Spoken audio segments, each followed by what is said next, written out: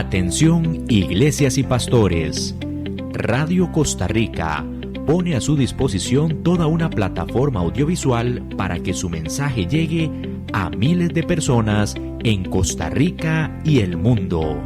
Sumamos radio, Facebook Live, nuestras propias aplicaciones, nuestro sitio web y nuestro canal en YouTube, además de toda nuestra experiencia en el concepto de evangelismo mediático, porque nos interesa unir esfuerzos para llevar un mensaje de fe y esperanza en estos momentos tan convulsos socialmente, donde las malas noticias nos afectan cada minuto. Su mensaje, nuestra experiencia y herramientas tecnológicas se unirán para llevar noticias de fe y esperanza. Anímese, ingrese al maravilloso mundo de la comunicación audiovisual con nosotros. Para mayor información, 8377-4416. Radio Costa Rica. Mucho más que una radio.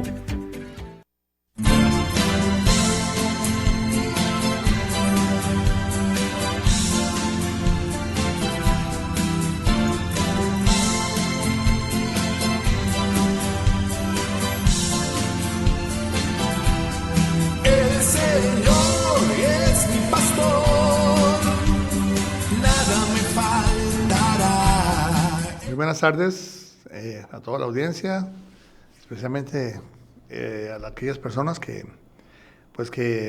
me escuchan, por aquí me ven, tratando de esculcar un poquito la palabra del Eterno. Este es el programa Tu Palabra es Verdad. Lo invitamos a que nos visiten en el canal de YouTube, Tu Palabra es Verdad CR. Ahí hay por el momento una colección ahí de los videos que hemos estado editando para que, pues, diferentes temas, como decimos en nuestro lema, ¿verdad? Desertando un poquito los nudos de las malas doctrinas, ¿verdad? Y no es que uno sea perfecto en doctrina, pero sí uno trata de depurarse, ¿verdad? Y por lo menos de dar su opinión. Yo siempre trato de decir, eso es lo que yo interpreto, ¿verdad? Según yo, dándole chance a que otras personas pues tengan la libertad de interpretar. Pero bueno, vamos a hacer una pequeña oración siempre. Padre bueno, soberano del universo, bendito eres tú, Adonai. Te bendigo en este momento, dándote las gracias por todo.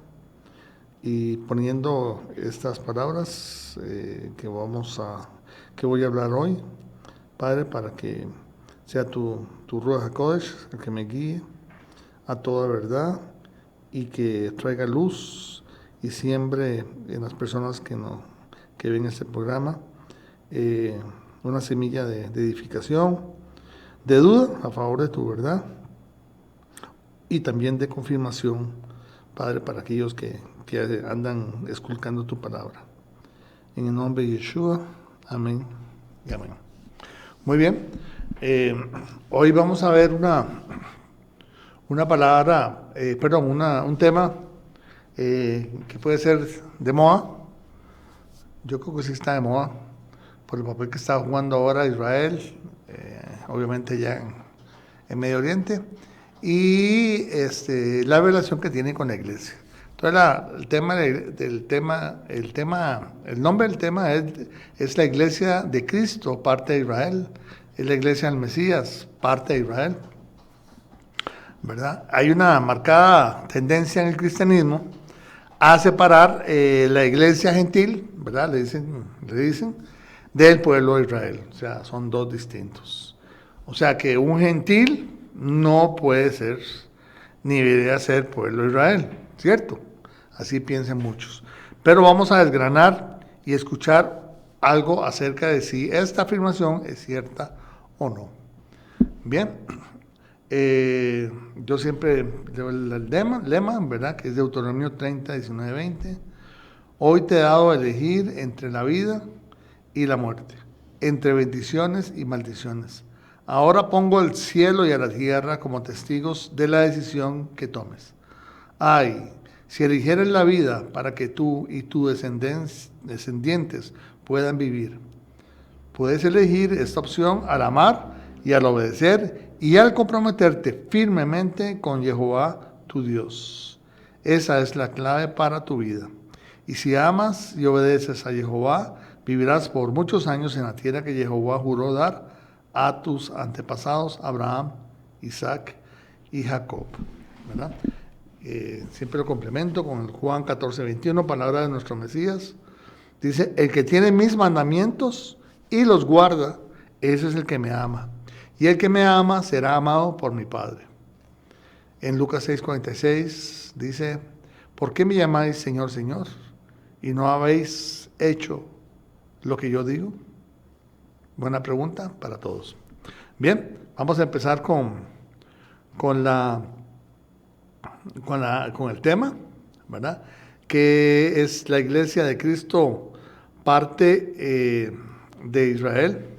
Ahora, quiero llamar la atención primero sobre la palabra iglesia. La palabra iglesia que tenemos en nuestras Biblias viene de la palabra eclesia. Esta palabra eclesia es como una asamblea reunida afuera, ¿verdad?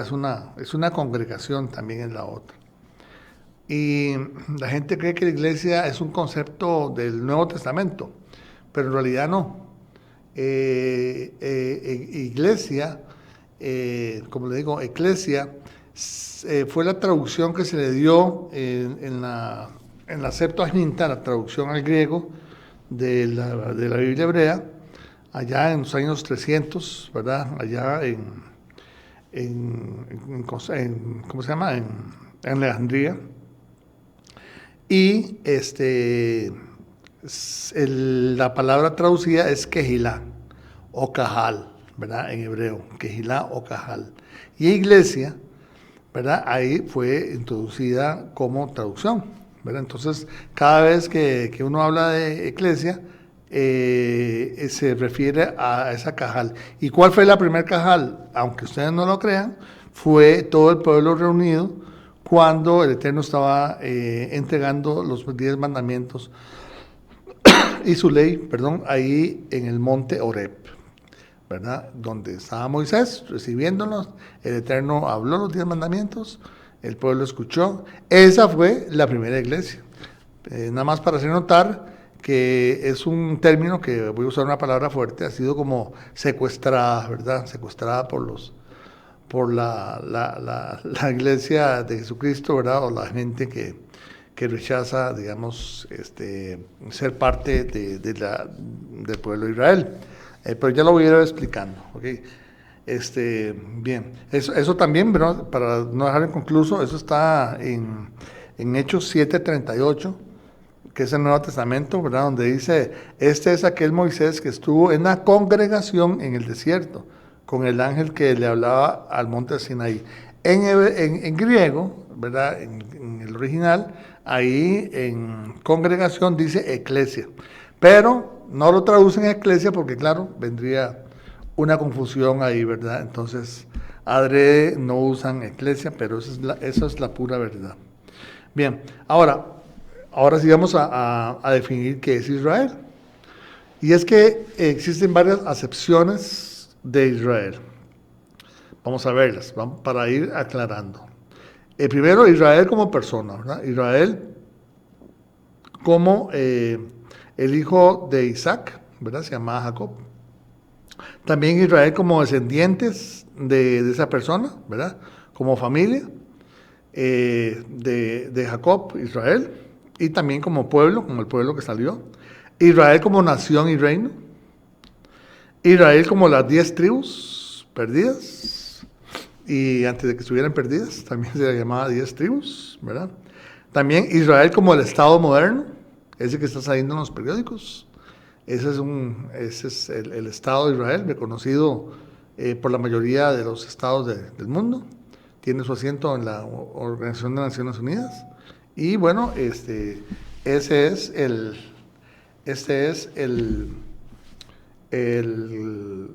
esa acepción. También dice Israel como pueblo del reino de Dios. Esa es la última acepción, ¿verdad? Vamos a ver que Israel es un pueblo, ¿verdad? Israel es tratado en el Nuevo Testamento como el pueblo del reino de Dios. Ya vamos a ir desgranando esto uno a uno. Primero, Israel como persona bíblica, es Jacob, el patriarca hebreo, recibe el nombre Israel después de luchar con un ángel en Génesis 3:28, ¿verdad? Desde entonces, Israel es un nombre simbólico del pueblo que desciende de Jacob. Luego está Israel como descendiente de su pueblo. Si ustedes se recuerdan, es uno de los hijos de Jacob, fue vendido como esclavo y llegó a Egipto, y ahí fue con la mano de Dios escalando hasta llegar a ser casi el subrey, ¿verdad? El virrey, porque estaba solamente él por debajo, o por encima estaba solamente el faraón. Y luego los hermanos vinieron, y toda esa historia que se cuenta ahí en Génesis a partir del 36 y 37, creo. Y luego vinieron y al final se vino Israel, ¿verdad? El papá, junto con todos ellos, más o menos 70 personas. A ese pueblo, ¿verdad? A esa familia se le llamaba Israel, y al cabo de los años llegaron a ser mucha gente. Al cabo de 250, 400 años, se debate cuál es la fecha, pero 200 años es mucho, más con la tasa de producción que había en ese momento, ¿verdad? Así que llegaron a ser un pueblo, llegaron a ser una familia tan grande, ¿verdad? Y las 12 tribus, ¿verdad? Entonces, esa es una acepción, de Israel. Bien, ya luego Israel como nación y reino.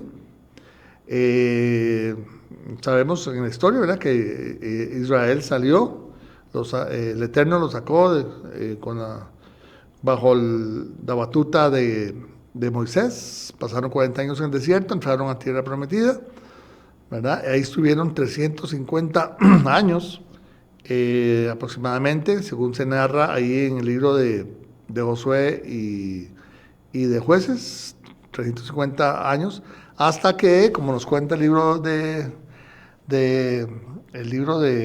profeta, ya se me olvidó, Samuel, ¿verdad? El libro de Samuel, ahí se da el primer rey, ¿verdad? Que fue Saúl, y después de Saúl fue David, y después David estuvo Salomón, ¿verdad? Esa es a lo que me refiero aquí como nación y reino, ¿verdad? Ellos pasaron de estar gobernados por jueces a ser gobernados por un rey, ¿okay? Bajo los mandos de Saúl, David y Salomón. Israel, las 12 tribus, fue una nación gobernada por un rey. Quiero hacer un aporte a eso en Hechos 1, 6 y 7. Antes de que Yeshua fuera ascendido a los cielos y estaba dando sus últimas indicaciones a los discípulos, ellos le preguntan, ahí en Hechos 1, 6, 7, dice: quienes estaban reunidos con Yeshua le preguntaron: Señor, ¿vas a restaurar el reino de Israel en este tiempo? Y Jesús le contestó: no les corresponde a ustedes conocer el día o el momento que el Padre ha fijado en su propia autoridad. Entonces, ¿cuál es ese reino que ellos estaban preguntándole? ¿Cuándo se va a instaurar? Bueno, en mi concepto, ¿verdad? Como les digo, mi interpretación es que ellos sabían que Yeshua era el Mesías, y el Mesías es el gobernante descendiente de David, que gobernará otra vez sobre las 12 tribus de Israel, ¿verdad? Que en ese momento estaban esparcidas por todo lado, ¿verdad? Solamente Judá y supuestamente Benjamín estaban en su tierra. Es más, de hecho, Jerusalén estaba en tierra de Benjamín. Y algunas, obviamente, claro, había gente de otras tribus, pero básicamente sean esas dos, y el resto estaban esparcidos. Y ellos le preguntan a Yeshua, ¿cuándo vas a reunir a Israel? Que es muy atinente al tema que estamos viendo hoy. Tiene que ver mucho con el tema de hoy. Ahora sí, vamos a ver a Israel como las 10 tribus, como las 10 tribus, esa que les hablé yo. La historia es que tras la muerte del rey Salomón, aproximadamente en el año 930 antes de Cristo, el reino de Israel se dividió. El reino de Efraín, llamado también Casa de Israel, ves ahí donde viene el otro acepción de Israel, que es en el norte, con capitales en Samaria, formada por 10 tribus, ¿verdad? Y el reino de Judá, o Casa de Judá, que estaba en el sur, con capital en Jerusalén, formada por las tribus de Judá y Benjamín. Vamos a explicarlo con unos pequeños gráficos. Bueno, a mano izquierda tienen ustedes cómo fueron distribuidas las tribus cuando entraron a la tierra prometida. Recuerden que fue Josué. Josué, por cierto, el nombre de Josué en hebreo es Yehoshua. Y Yehoshua es el mismo nombre de Yeshua, solamente que corto, ¿verdad? Que es Jehová salva. Jehová salva, ese es el nombre. Es curioso, ¿verdad? Que Yehoshua los metió en la tierra prometida y el que nos mete a nosotros en el reino es Yeshua también. Entonces, otra vez vamos a ver los mapitas ahí, que en donde está a mano izquierda las 12 tribus, ¿verdad? Y a mano derecha vemos cómo se convirtieron después de una revuelta que hubo, eso fue como en el año 700 por ahí, en el año 800 y pico, en donde quedó el reino de Israel al norte y reino de Judá. Obviamente Judá era parte de Israel, pero aquí toma otra acepción. Esta cuestión a veces, no pocas veces más bien, trae confusión. Trato de solucionarlo diciéndole que es Israel del norte, para diferenciarlo. Israel del norte también se le llama Efraín o José, ¿verdad? O Joseph, porque Efraín era hijo de José, que era una de las 12 tribus, ¿verdad? A José se le dieron, digamos, dos partes, con Efraín y con Manasés, que fueron las partes más grandes, por cierto, que se le dieron a las 12 tribus. Entonces ya tenemos otra acepción que de Israel, que es las 10 tribus, ¿verdad? Que después se perdieron porque fueron sacadas de su territorio por los asirios. Muy bien. Aquí vamos a ver al otro Israel, ahora sí como al Estado moderno, ¿verdad? Fundado en 1948. Israel hoy es un Estado soberano ubicado en el Medio Oriente, con capital en Jerusalén, aunque no todos los países lo reconocen, ¿verdad? Es otro pequeño pleito dentro del general de pleitos que hay allá. Y es un lugar de la mayoría judía y una minoría árabe. Ahí viven árabes también, practicantes del Islam, ¿verdad? Ahí conviven. Y es considerado el Estado nacional del pueblo judío. Ahí son los judíos. Bíblicamente, ¿verdad? Y para efectos de estudio, el pueblo israelita representa lo que se llama la casa de Judá. ¿Ok? La casa de Judá, dentro del contexto de las dos casas de Israel, que es casa de Judá y casa de Efraín, que lo vimos, ¿verdad? O casa de Israel del norte. Estos son aquellos descendientes, ¿verdad? Que por un milagro, porque en realidad cuando ellos vuelven es por una cuestión profética, se había dado en Isaías 66, cuando el Eterno había profetizado que se iba a crear una nación en un día. Y así fue, el 14 de mayo de 1948 se creó el Estado de Israel. Nació así una nación en un día. Eso es otro tema. Pero para efectos nuestros de estudio bíblicos y sobre todo raíces hebreas y mesianismo, se conoce como la casa de Judá. Ellos, digamos, por lo menos sus rabinos, ¿verdad? Traen la herencia de aquellos fariseos, ¿verdad? Que pues son tan famosos ahí, a los cuales Yeshua siempre señalaba, ¿verdad? Como faltos de entendimiento de la palabra de Dios o de su propósito dentro del mundo. Entonces, estos señores no, igual que en aquel tiempo, no reconocieron a Yeshua como Mesías, no lo reconocieron como enviado de los cielos, como hijo de Dios. Y bueno, gracias a eso, gracias a Dios, ¿verdad? Diría yo. También puede decir algo controversial, pero gracias a ellos lo mataron y fue nuestro cordero. ¿Ves? Entonces, es dentro de los planes de Dios, a Él no se le escapa nada, ¿verdad? Todo lo acomoda y ellos fueron rechazados y eso fue bendición nuestra. Y no lo digo yo, eso lo dice Pablo también ahí en el libro de Romanos. Bueno, esa es la quinta acepción. Y la sexta dice Israel como pueblo del reino de Dios, ¿verdad? Yo traté de resumirlo en esto, ¿verdad? Que es la suma de salvos de Judá y de Efraín, ¿verdad? De la casa de Judá y la casa de Efraín o Israel del norte, ¿verdad? Como es una interpretación de Pablo. Pablo, en Romanos, vamos a leerlo ahí, para que vayamos ya entrándonos en el tema, dice, mis amados hermanos, quiero que entiendan este misterio, para que no se vuelvan orgullosos de ustedes mismos. Porque Pablo, si usted ve, son varias veces en las cartas de Pablo que habla de misterios.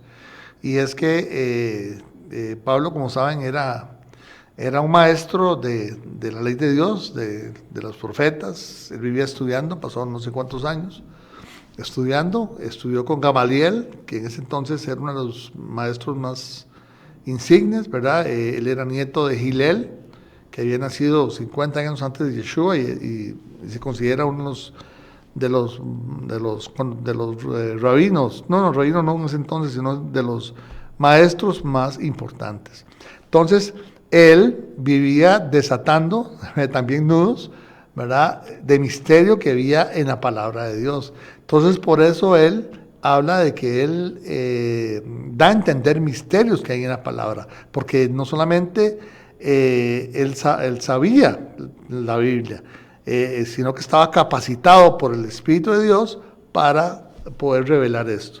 Entonces, vamos a seguir, ¿verdad? En cuanto a este misterio, dice que parte del pueblo de Israel tiene el corazón endurecido, pero eso solo durará hasta que se complete el número de gentiles que acepten al Mesías, a Cristo.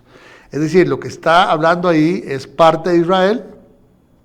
Cuando dice parte del pueblo de Israel, ahí yo entiendo que se está refiriendo a todas esas, a la mayoría de personas, que fue como 80%, ¿verdad?, de los habitantes de Jerusalén y de toda Judea desde entonces, que no aceptaron a Yeshua como Mesías, ¿verdad? Y más bien durante siglos vinieron combatiendo la idea de que él era el Mesías y que no podía ser hijo de Dios y que Dios no puede hacerse hombre y un montón de cosas que bueno, nos tiene hasta este momento en debate. Entonces, ese pueblo de Israel, esa parte, se refiere a esos judíos, ¿verdad?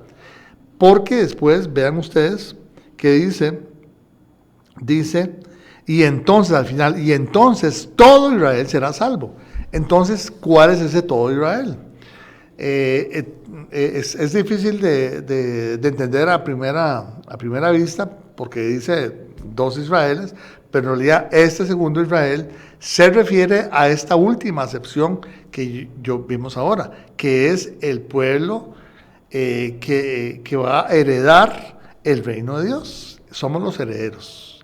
Entonces, vean ustedes que en el principio todos aquellos que éramos gentiles, ya no somos gentiles, nosotros dejamos de ser gentiles, todos aquellos que hemos decidido acoger al Mesías judío, ¿verdad?, al Mesías israelita, ¿verdad?, al final ellos, como dice, cuando se completa el número de gentiles, en otras versiones dice cuando llegue la plenitud de los gentiles, que tiene un misterio también, que un día vamos a hablar aquí, cuando llegue la plenitud de gentiles, ¿verdad?, se van a unir. Eso lo resuelve, o más bien lo desarrolla Pablo en capítulos 10 y 11 de Romanos, no lo estoy inventando yo, ¿verdad? Entonces, vean ustedes que ahí, entonces, el primer Israel que aparece en ese párrafo se refiere a esos israelitas que desecharon al Mesías, al Hijo de Dios, y luego el segundo Israel es la plenitud de los gentiles, más un remanente, como vamos a ver ahora, un remanente de aquellos que son judíos, ¿verdad? De la casa de Judá, que van a acoger al Mesías. Puede ser un poquito confuso, ¿verdad? Pero, bueno, para eso uno puede devolver el video o también buscar más información, que sería lo más recomendable, ¿verdad? Comenzar a estudiar esto. Bien, entonces, aquí lo que pongo dice, precisamente la pregunta, ¿es la iglesia parte de Israel? Se refiere a esta última acepción, ¿verdad? Israel, el pueblo que pasará al reino celestial. También se le nombra como la novia, la esposa o el remanente, ¿verdad? Entonces, en este punto, quiero hacer digamos, la aclaración, y es válida, ¿verdad? Porque he visto varias discusiones de personas que confunden a nosotros, por lo menos a los que decimos que somos parte de Israel, que refiriéndome a ese Israel espiritual, ¿verdad? Que no comprenden bien, ¿verdad? Entonces, en estos tiempos de que la actuación de Israel es de que sale todos los días ahí en televisión y en los periódicos y en las redes, ¿verdad? Viendo eso, han comenzado a debatir sobre si el actual Estado de Israel tiene primero el derecho de estar en la tierra, ¿verdad? Bueno, eso para mí no es indiscutible, ¿verdad? El Eterno es fiel y son varios los profetas los que auguraron o profetizaron de que Israel iba a volver a su tierra, ¿verdad? Yo no pienso que el Eterno diga que los actuales judíos se metieron de precaristas en su territorio. No es así, ¿verdad? Más de la forma en que se creó esa nación, como ya lo dije, creando una nación en un día, ¿verdad? Entonces, claro, cuando nos oyen decir que nosotros somos parte de Israel, entonces cree que estamos diciendo que nosotros somos del Estado de Israel, ¿verdad? Que somos ciudadanos de ese Estado de Israel, y la verdad es que no nos referimos a eso, no estamos peleando una cédula de identidad de ellos, ¿verdad? Ni estamos reclamando que tenemos derecho a ser llamados israelitas, ni tampoco estamos diciendo que venimos de descendencia sanguínea, ¿verdad? Que somos descendientes de sangre, o que somos de las 12 tribus, ¿verdad? Como algunos andan localizando por ahí a las 10 tribus perdidas, ¿verdad? Sino que somos parte porque Yeshua HaMashiach nos hizo hijos del Eterno, con derecho a heredar el reino, ¿verdad? Entonces, yo creo que aquí tengo un versículo referente a eso, para que primero aclare yo a las personas que están viendo eso, que yo no estoy diciendo que somos de ninguna de las excepciones de Israel que vimos, excepto la última, ¿verdad? No queremos ser israelitas consanguíneos o ciudadanos del actual Estado de Israel, sino que dice, el Espíritu mismo da testimonio a nuestro espíritu de que somos hijos de Dios, y si hijos también herederos de Dios y coherederos con Cristo, si es que padecemos juntamente con Él, para que juntamente con Él seamos glorificados. Ahí está claro, ¿verdad? Nosotros somos coherederos gracias a la adopción, ¿verdad? Que procuró nuestro Mesías, obviamente el Hijo de Dios. Entonces, eso vale la pena aclararlo, ¿no? Entonces, volviendo un poquito aquí al tema, ¿verdad? Para muchos de las iglesias cristianas, ¿verdad? O nosotros le decimos el sistema religioso, la iglesia no es Israel. Son dos pueblos distintos y dos destinos distintos, ¿verdad? Esto ha dado pie a varias cuestiones, doctrinas que precisamente son erradas, como la doctrina del reemplazo, ¿verdad? Que la iglesia es el nuevo Israel, Israel espiritual. Ese término no existe. Israel espiritual no existe. Dos destinos, ¿verdad? Que también dice que la iglesia va a ser raptada y los judíos van a estar aquí sufriendo en la tribulación. Y bueno, uno de los más graves, ¿verdad? Uno que tiene la ley de Dios y otro sin la ley de Dios. ¿Okay? Yo siempre digo que nosotros los que estudiamos la Torá y tenemos a nuestro Mesías somos privilegiados, ¿verdad? Porque por un lado el pueblo cristiano tiene al Mesías, pero no tienen la Torá, o sea, no la estudian, ni la practican, ni quieren practicarla. Y por el otro lado, ¿verdad? Los judíos, ¿verdad? Tienen la Torá, ¿verdad? Pero no tienen al Mesías.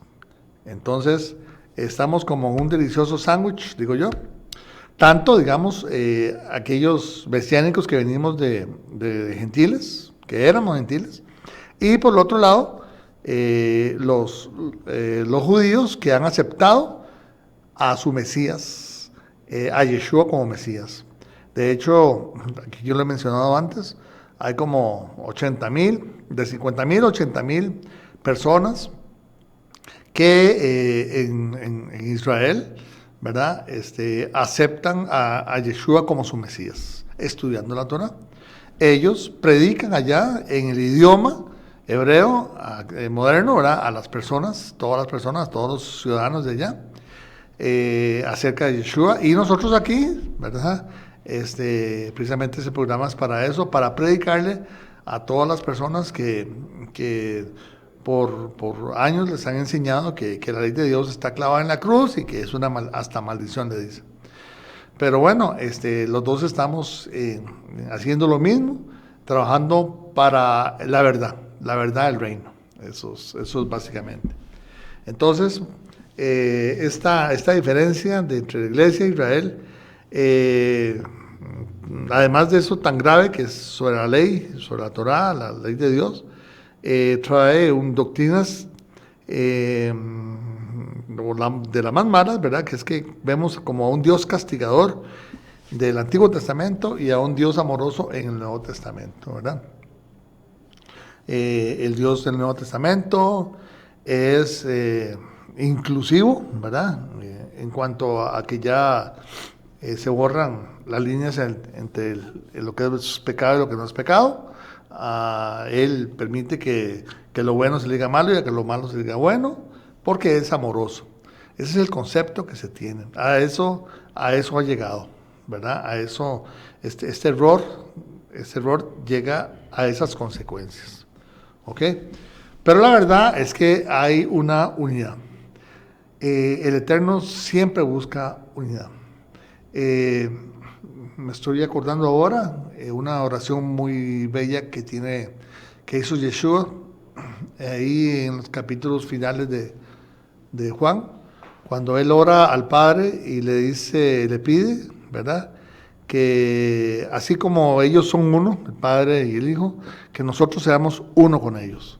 Y eso al principio no me canso yo de sorprenderme, ¿verdad? Que él quiera esa unidad con nosotros. Obviamente es una unidad en espíritu. Y él envió precisamente el Espíritu Santo a nosotros para que se comenzara a forjar esa unidad, ese ejad, que es en hebreo. ¿Ok? Y la unidad siempre ha sido predicada. De hecho, ya son varias veces que lo he mencionado hoy. Esto de las dos casas de Israel, Judá y Efraín, o Israel también, el rey del norte, es un tema muy importante porque nos da a nosotros identidad, ¿verdad? Y ahora voy a leer de qué se trata el nuevo pacto. que está ahí en Romanos 8. Y vamos a ver que ahí no hay pacto para los gentiles, así de crudo como se oye. Ya lo voy a leer. Pero por lo pronto voy a leer Ezequiel 37, 15 y 17, que es lo que viene digamos, a manifestar ese dibujo que está ahí. Dice Ezequiel 37, 15, vino a mí palabra de Jehová diciendo, hijo de hombre, toma ahora un palo y escribe en él, para Judá, para los hijos de Israel, sus compañeros. ¿Ve? La casa de Judá, y obviamente ahí siempre había gente de otras tribus, por eso dice, para otros, sus compañeros. Y luego dice, toma otro palo y escribe para él, para José, palo de Efraín, y para toda la casa de Israel y sus compañeros. ¿Ves? Está refiriendo a las 10 tribus, conocidas como las 10 tribus partidas. Dice, júntalas, luego el uno con el otro para que sea un solo y serán un solo en tu mano. ¿Ok? Ahí está en pantalla lo que yo les estaba leyendo. Entonces, esa unidad se viene a dar, o se viene a ser profetizada en tiempos, qué sé yo, eso es como hace 2.500 años, 2.400 años. Y bueno, nosotros estamos viendo el cumplimiento de esto, precisamente. Vean, ya les dije que ahí en Israel hay un remanente que está creyendo en el Mesías, en Yeshua como su Mesías, se está creyendo en esa sangre, ¿verdad?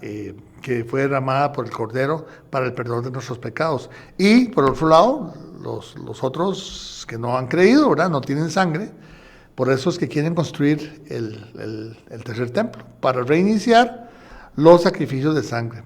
Y ustedes han visto que ellos se visten como de negro, ¿verdad? Precisamente ellos están de luto porque no tienen el templo y están pues siempre pensando y trabajando en construir un tercer templo, ¿ok? Que ese es otro tema totalmente distinto. Entonces, quiero referirme a que somos un solo pueblo. ¿Por qué? Porque recuerden que la pregunta aquí es, ¿verdad? Si la iglesia es parte de Israel y tenemos un problema, que el pueblo de Dios se llama Israel, por un lado, y luego, ¿verdad? Que solo hay un pueblo, no hay dos pueblos. Entonces vamos a ver aquí, a examinar esto de un solo pueblo. En primer lugar, la clave, para mí eso es clave, ¿verdad? Cuando aquí el ángel Gabriel está anunciándole a José, el que se iba a casar con María, ¿verdad? Le decía que siguiera adelante, que lo que María tenía estaba embarazada por una visitación del Espíritu Santo, y le dice, y dará a luz un hijo, y llamará su nombre Yeshua, ¿verdad? Yeshua es Yehoshua, yo lo expliqué, Dios salva, Jehová salva. Dice, llamará su nombre Yehoshua, porque él salvará a su pueblo de sus pecados. Entonces, vean bien, ¿a quién va a salvar? A su pueblo. A su pueblo, ¿ok? No a todos los pueblos, a su pueblo. Bueno, vamos por ahí, ¿cierto? Vean lo que dice Pablo también en Tito 2:14. Dice, ¿quién se dio a sí mismo, hablando de Yeshua, ¿verdad? Quien se dio a sí mismo por nosotros para redimirnos de toda inequidad y purificar para sí un pueblo propio, celoso de buenas obras. ¿Ok? Igualmente, y vean qué cosa más bella, ¿verdad? Que la salvación tiene como fin buenas obras, ¿verdad? También está en Efesios 2, 8 y 9, que somos salvos por gracia, no por obras, ¿verdad? Para que nadie diga que fue salvo por sí mismo. Dice, pero dice que somos creación del Eterno para andar en buenas obras, las cuales también Él hizo de antemano. Entonces, nosotros debemos ser salvos para andar en buenas obras. Pero bueno, ese es otro tema.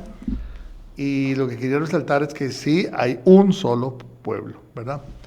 Ahora aquí ya, en Gálatas 3:8, también Pablo Dice, ya no hay judío ni gentil, esclavo ni libre, hombre ni mujer, porque todos ustedes son uno en el Mesías Yeshua. ¿Ok? En otra parte dice que Yeshua derribó la pared intermedia que había entre judíos y gentiles para que fueran un solo pueblo. ¿Ok? Entonces, vamos a esa unidad. Un solo pueblo aquí también. Habla 1 Pedro 2, 9 y 10. Dice así: mas vosotros sois linaje escogido, real sacerdocio, nación santa, pueblo adquirido por Dios, para que anunciéis las virtudes de aquel que os llamó de las tinieblas a su luz admirable. Vean esto, vosotros que en otro tiempo no erais pueblo, ¿de cuál pueblo está hablando? El pueblo de Dios, que era Israel. No hay otra, ¿verdad? En otro tiempo no eras pueblo, pero que ahora sois pueblo de Dios. ¿Cómo se llama el pueblo de Dios? Israel. Es que no hay quite, como decimos los costarricenses. No hay quite. Aquí está hablando de que nosotros somos metidos en el pueblo de Dios. Ahora vamos a ver cómo Pablo habla de injertados, ¿verdad? Entonces dice, ahora sois pueblo de Dios, que en otro tiempo no habías alcanzado misericordia, pero ahora habéis alcanzado misericordia, la gracia, ¿ok? Entonces, ¿cuál es la gracia de Dios? Que nos haya metido en su pueblo, el que va a salvar, ¿verdad? Y que tiene todas las promesas y bendiciones. Ahora vamos a ver un poquito de esto. Muy bien. Eso que escribió Pablo, lo escribió, bueno, obviamente amparado al conocimiento y entendimiento que le dio el Espíritu Santo. Recordemos que él era pescador, ¿verdad? Al contrario de Pablo, que era un letrado. Pero aún así, Pablo, hablando, o el Espíritu Santo también hablando a través de Pedro, vean que estaba citando el pasado versículo que leímos, estaba citando Deuteronomio 7:6. Dice, pues tú eres un pueblo santo. Santo es apartado, purificado. Santo porque perteneces a Jehová tu Dios, de todos los pueblos de la tierra. Jehová tu Dios te eligió a ti para que seas su tesoro especial. Entonces, vuelvo a decir, solo hay un pueblo que es tesoro especial, que es algo santo y para él distinto a todos los pueblos. Y como ya vimos también ahí en los anteriores, la misericordia de él es que nos permite, ¿verdad? Nos permitió o nos guió para entrar a ese pueblo, ¿ok? En realidad eso es lo que duele a veces, ¿verdad? Es que no hemos entendido que nosotros somos muy, muy especiales para el creador del universo, ¿ok? En Romanos 9, 4, 6, aunque no está ahí, ¿verdad? Dice, ellos son el pueblo de Israel, elegidos para ser los hijos adoptivos de Dios. Él les reveló su gloria, hizo pactos con ellos y les entregó su ley. Les dio privilegio de adorarlo y recibir las promesas maravillosas. Todo eso que está escrito ahí en Romanos 9 significa o son las consecuencias o son los beneficios de ser llamados pueblo de Dios. Le da la revelación de los cielos, ¿verdad? Y los llama hijos adoptivos, como a nosotros también nos ha llamado, ¿verdad? Como Moisés, a nosotros se nos ha revelado su gloria, ¿verdad? Y también somos parte de sus pactos. Nosotros tenemos que valorar mucho eso, ¿verdad? Todos y cada uno de aquellos que hemos llegado al conocimiento y que hemos entendido que Yeshua es nuestro Mesías, que Jesucristo es nuestro Salvador y que nos va a llevar a la nación, al reino venidero, pues tenemos que valorar que somos muy especiales y actuar como tales, ¿verdad? También Pedro habla que somos sacerdotes reales, ¿ok? Eso es un título que se nos da y que tenemos que estudiar para ver cómo hacerlo, ¿verdad? Y le digo una cosa, si usted no estudia la ley de Dios, nunca va a saber cómo ser qué características tiene un sacerdote para ver cómo podemos en nuestra vida diaria ejercer el servicio como sacerdotes reales, sacerdotes del rey, ¿ok? Ahora, dice también aquí en Romanos 11:17, dice, pues si alguna de las ramas fueron desgajadas y tú siendo olivo silvestre, has sido injertado en lugar de ellas y has sido participante de la raíz y de la rica savia del olivo. Pablo usa aquí una metáfora para describir cómo los gentiles, ¿verdad? Fuimos injertados en un árbol, ese árbol tan frondoso, ¿verdad? Que vemos ahí, es un árbol de olivo. Fuimos injertados en ese olivo bueno, ¿verdad? Nosotros éramos un olivo no cultivado y nos injerta en el olivo bueno, ¿verdad? Es una metáfora muy bella y yo creo que es, digámoslo así, es muy clara en mostrarnos de que nosotros somos Israel, ¿verdad? Ese árbol frondoso en la escritura también se le llama Israel y lo usa Pablo. Pablo, como dicen, bueno, dice que es ¿cómo se llama? El apóstol de los gentiles. Él mismo es el que nos dice esto, ¿verdad? Así que vean ustedes que ahí arriba puse, bueno, está la imagen del frondoso árbol de olivo, y Romanos 11:7, lo que acabamos de leer, que hemos sido injertados, pero podemos ver de dónde viene eso, que es Jeremías 11:6. Yo, el Señor, antes los llamaba olivo frondoso, hermoso a la vista y lleno de buen fruto, pero ahora he enviado el furor a sus enemigos para quemarlos con fuego y dejarlos carbonizados y quebrantados. Es decir, ahí donde dice que yo, que yo lo llamaba siempre el olivo frondoso. ¿Y por qué olivo, verdad? Recuerde que el olivo da aceitunas, ¿verdad? Las aceitunas es y era en ese tiempo donde sacaban en un aceite especial, ¿verdad? No solamente para cocinar, sino ahí, por ejemplo, cuando habla de ungir a una persona, de hecho Mesías o Cristo significa el ungido, usaban aceite. El aceite se usaba en el servicio del templo, ¿verdad? El aceite se tenía también como una sustancia sanadora, ¿verdad? Por eso es un símbolo de las bendiciones que Dios nos dio a nosotros. Por eso es que pienso yo que el Eterno decidió ilustrar a su pueblo como un olivo bueno, ¿verdad? Que es benéfico. No hay que olvidar que el propósito de Dios fue dado a Abraham, ¿verdad? Que en él serían benditas todas las naciones de la tierra. ¿Ok? Bien, también está en Apocalipsis porque habla de la raíz, la puse aquí, ¿verdad? Vean que la raíz, ¿dónde está la raíz? Dice, yo, Yeshua, dice Apocalipsis 22:16, yo, Yeshua, he enviado a mi ángel para darlos testimonio de estas cosas a las iglesias. Yo soy la raíz y el linaje de David, la estrella resplandeciente de la mañana. ¿Ves? Entonces, ahí arriba vemos donde era para hacernos partícipes de la raíz. Entonces nosotros somos partícipes a través de ese olivo, ¿verdad? De Yeshua, que es la raíz, ¿verdad? Es la raíz y la que nos da sustento. Él también usa la parábola de la vid, ¿verdad? Que nosotros somos las ramitas de donde van a salir las uvas. Y dice que sin mí no pueden hacer nada. Bien, es todo estas metáforas nos invitan a que nosotros sepamos cuán íntima relación debemos tener con nuestro Mesías y con nuestro Dios.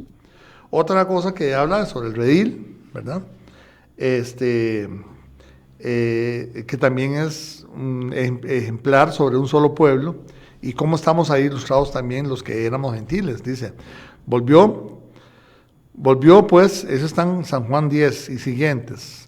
Dice, volvió pues Yeshua a decirles, de cierto os digo, yo soy la puerta de las ovejas, yo soy la puerta, el que por mí entrare será salvo, y entrará y saldrá y hallará pastos. ¿Ok? Yo soy el buen pastor.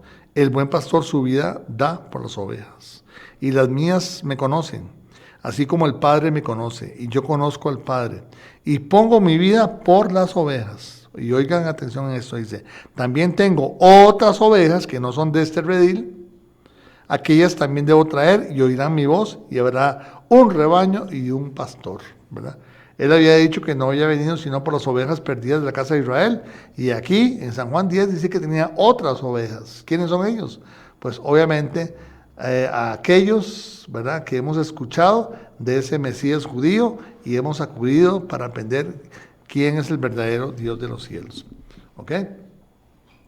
Entonces, ahí está, ¿verdad? Juan, tengo otras ovejas que no son de este redil. Y aquellas también debo traer. Y oyen su voz. Nosotros hemos escuchado la voz. Ya para ir terminando, yo quiero hacer énfasis, ¿verdad?, de que las iglesias cristianas ponen mucho énfasis en ser iglesias y dejan por lado que son pueblo, ¿verdad? Pueblo solo hay uno, solamente uno. Iglesias, muchas. Y tengo un ejemplo aquí, las 7 iglesias de Apocalipsis, ¿verdad? Éfeso, Esmirna, Pérgamo, Tiátira, Sardis, Filadelfia y la Odisea, que están en los capítulos del 2 al 4 ahí del libro de Apocalipsis. Entonces hay varias iglesias y todos somos parte del pueblo, de un solo pueblo. Esa es la conclusión que yo quiero llegar y la que quiero expresar, ¿verdad? Yo lo que puedo decirles es que estudien ese tema, acójanlo porque es importante, ¿verdad? Porque hay consecuencias buenas y hay consecuencias malas de no saber esto. Por ejemplo, si nosotros no nos consideramos pueblo y no estudiamos las cosas de que le corresponden al pueblo, ¿verdad? Desconocemos la bendición y la maldición, ¿verdad? Que en la obediencia hay bendición y en la desobediencia hay maldición, ¿ok? Así es, está hecho. También dejamos de lado la protección del pueblo, ¿verdad? El Salmo 121 y muchos salmos dice alzaré mis ojos a los montes, ¿verdad? De que dónde vendrá mi socorro. Y al final dice, he aquí, no adormece ni se dormirá el que guarda a Israel. ¿Ok? También nos ha hecho desconocedores de las instrucciones de Dios. La Torá son instrucciones de Dios, ¿verdad? No, lo tradujeron como ley, pero más bien son instrucciones de vida, ¿verdad? Y hay mandamientos para unos y para otros. No todos los mandamientos son para todos, ¿verdad? Pero existe mandamientos, obviamente, no robarás, no mentir, otro sería pagar los salarios en tiempo, por ejemplo, dejar la sedacá, que es la caridad, que no es dar migajas, sino es una obligación ayudar. En fin, todo eso está ahí. Bien, ahora, también nos hace esto de no entender bien que somos pueblo, nos hace desconocedores de nuestros propios propósitos como iglesia y como pueblo, ¿verdad? Que son la obediencia, la santidad, ¿verdad? Dicen que sin santidad nadie verá a Dios, ¿cierto? Y el caminar, que siempre desde el mismo Enoc, ¿verdad?, hasta el mismo Abraham, se habla de caminar por las sendas antiguas, dice. Entonces, nos hace ser descuidados en caminar en la caminar en la verdad para la vida eterna. Yeshua dijo, yo soy el camino, la verdad y la vida, ¿verdad? Nosotros tenemos que caminar como el varón perfecto, ¿ok? Yo no sé, yo siempre tengo algo especial por la verdad, yo quiero aprender la verdad, y en eso estoy, tratando de conocer cuál es la verdad verdadera, ¿ok? Yo invito a las personas, pues no son todas las que tenemos ese anhelo, pero por lo menos tengo que decirlo, que conocer toda la Biblia, de Génesis a Apocalipsis, no solo Pablo, porque se vive predicando a Pablo, la verdad es esa, sino que la verdad está no solamente en los demás apóstoles, ¿verdad?, sino en toda la Biblia. Ok, y vea qué curioso, ya para terminar, vean que Apocalipsis, casi al final, 22:14, dice, la muralla de la ciudad era alta y ancha y tenía 12 puertas vigiladas por 12 ángeles. Los nombres de los 12 tribus de los Israel estaban escritos en las puertas. Había 3 puertas a cada lado, al oriente, al norte, al sur y al occidente. La muralla de la ciudad estaba fundada sobre 12 piedras, las cuales llevaba escritos los nombres de las 12 apóstoles del Cordero. Entonces, vea, yo tengo un amigo que dice que Israel no aparece en el Apocalipsis, y eso es mentira. Aquí aparecen los 12 nombres de las tribus de Israel, ¿verdad?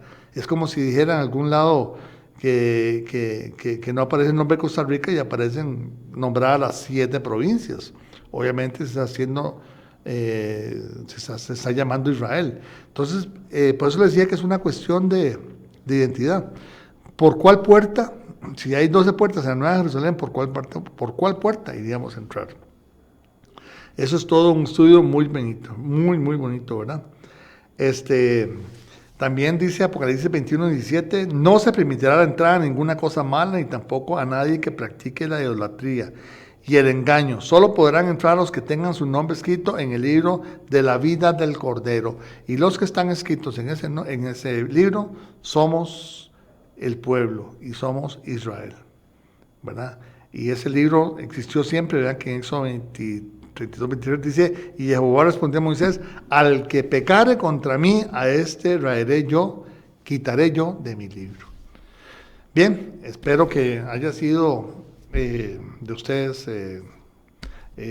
como siempre, constructivo esta enseñanza, y pues invitarlos a estudiar todos los temas que hemos tocado y tratar de dejarme calladito, ¿verdad? Obviamente no tengo toda la verdad, pero intento traer aquí lo mejor para el programa.